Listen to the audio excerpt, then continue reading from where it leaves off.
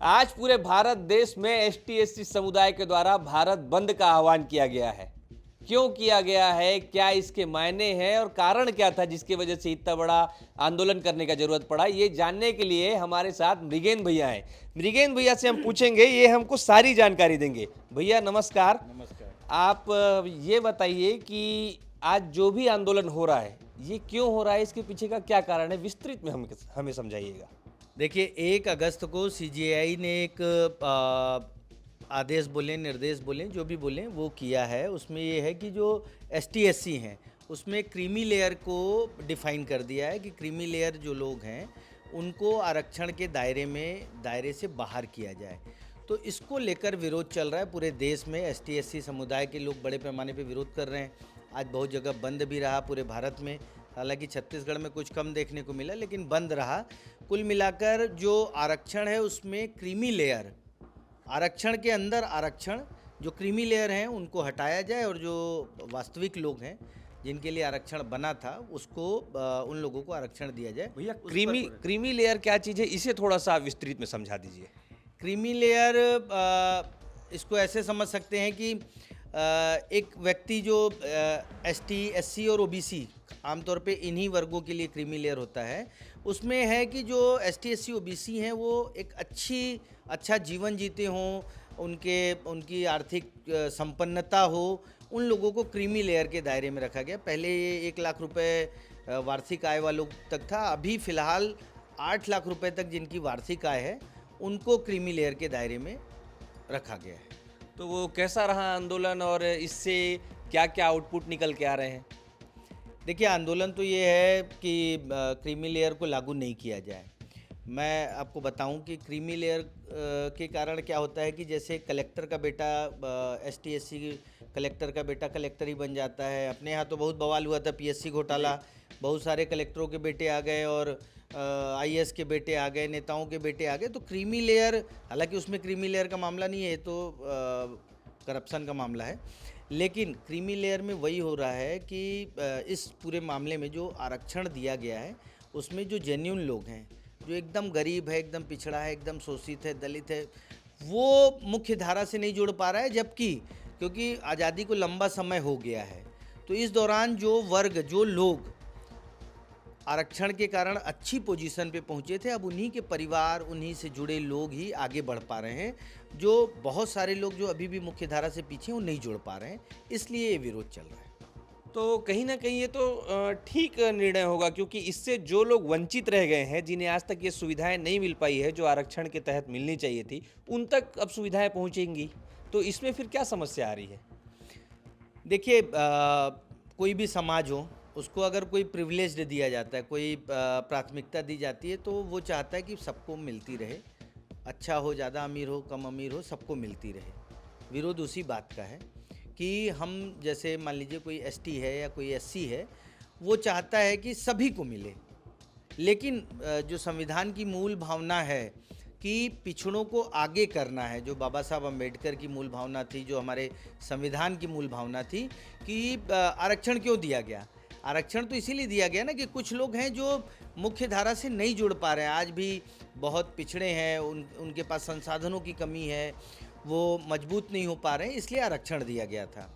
अब उसमें जो लोग मजबूत हो गए हैं उनको भी आरक्षण ही मिले, ऐसा मतलब जो कोर्ट है वो ये मान रहा है कि उनको उस दायरे से बाहर करना चाहिए। लेकिन हाँ, आपको ये भी बता दूं कि केंद्र सरकार, क्योंकि आरक्षण बहुत बड़ा मामला है, पॉलिटिकल मामला है, राजनीति होती है। उत्तर भारत में पूरी जातियों के समीकरण पे सरकारें बदल जाती हैं। तो केंद्र सरकार ने क्लियर किया है कि अभी जो है क्रीमी लेयर का जो मामला है उस पर हम नहीं वो कर रहे हैं, संविधान का जो है आरक्षण उसी पे आगे बढ़ेंगे। आप देखिए पॉलिटिक्स हो रही है उत्तर प्रदेश में। भीम आर्मी के नेता आज पूरे दिन, आप मीडिया में देखें, ट्विटर पे, फेसबुक पे, कहीं भी देखिए, भीम आर्मी छाई हुई है, मायावती छाई हुई हैं, तमाम इंटेलेक्चुअल लोग छाए हुए हैं, क्योंकि उनकी पॉलिटिक्स कास्ट पॉलिटिक्स है।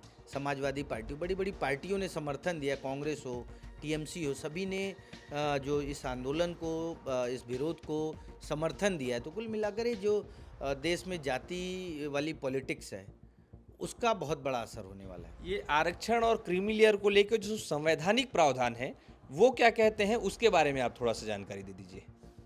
नहीं, संवैधानिक प्रावधान में तो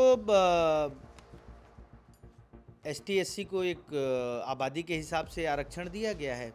ओबीसी को भी उसी हिसाब से दिया, हालांकि ओबीसी को जो आरक्षण का लाभ मिलता है वो थोड़ा कम है, एसटी और एससी को थोड़ा ज़्यादा है।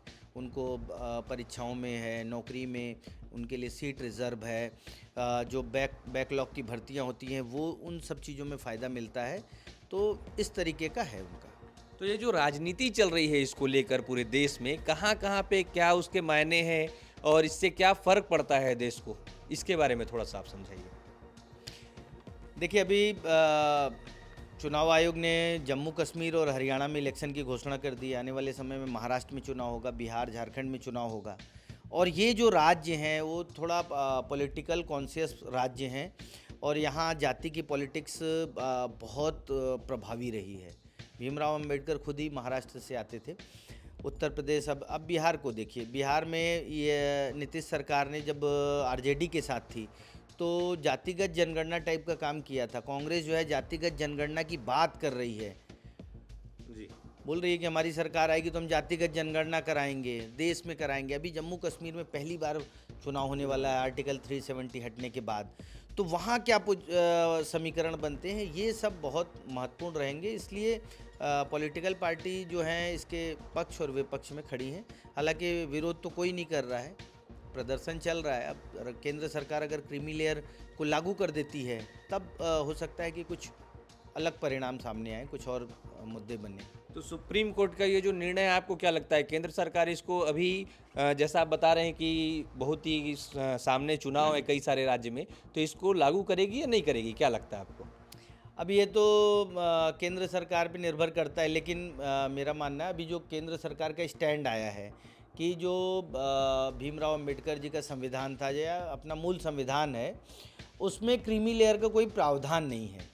तो कुल मिला के स्टैंड क्लियर है कि अभी फ़िलहाल कोर्ट के उसको लागू करने नहीं जा रहे हैं। अच्छा, तो इस पे और कोई ऐसा मुद्दा जहाँ पे हम बातचीत करने से रह गए हों और आप बताना चाहें तो भी आप बता सकते हैं। नहीं, लगभग मुझे लगता है जो विरोध प्रदर्शन हो रहा है उन लोगों को भी सोचना चाहिए, समाज के जो मुख्य धारा में लोग आएँ। आरक्षण क्योंकि तात्कालिक व्यवस्था की गई थी। एक वर्ग तो ये भी है जो बोलता है कि आरक्षण को अभी के दौर में ख़त्म किया जाना चाहिए, लेकिन अभी भी मेरा मानना है कि समाज में बहुत सारे लोग हैं जिन्हें ज़रूरत है आरक्षण की, और वास्तविक लोगों को आरक्षण मिले, ये होना चाहिए। जी, तो आपने जाना कि क्या था आज का पूरा मामला, क्यों भारत देश में आज बंद का आह्वान किया गया है और इससे क्या क्या मायने निकल रहे हैं, इसके राजनीतिक मायने क्या होंगे, आगे आने वाले समय में जहां जहां चुनाव होने वाले हैं उसमें क्या परिणाम मिल सकता है या देखा जा सकता है। तो ये जानकारी आपको कैसी लगी हमें कमेंट करके जरूर बताइएगा, और ऐसी और भी जानकारियों के लिए हमारे साथ जुड़े रहिएगा। धन्यवाद।